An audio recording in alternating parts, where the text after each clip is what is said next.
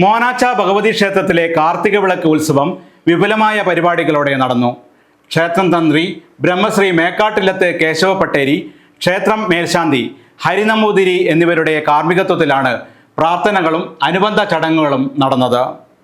മോനാച്ച ഭഗവതി ക്ഷേത്രത്തിലെ ഈ വർഷത്തെ കാർത്തിക വിളക്ക് ഉത്സവം വിപുലമായ പരിപാടികളോടെയാണ് നടന്നത്.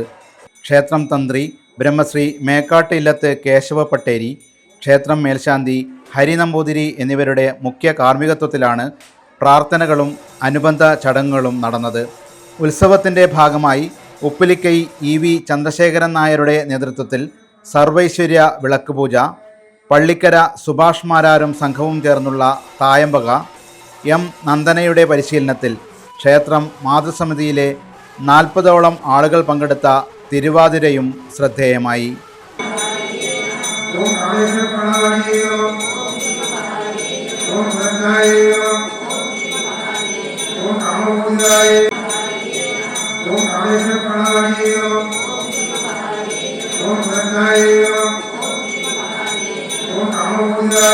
ക്ഷേത്രം president PV Jayachandran, secretary Sajith Monacha, treasurer PV ചന്ദ്രൻ, ആഘോഷ committee convener M Pramod Panicker, ക്ഷേത്രം മാതൃസമിതി സെക്രട്ടറി അജിത മുരളി എന്നിവർ ചടങ്ങുകൾക്ക് നേതൃത്വം നൽകി. News bureau, Kanhangad.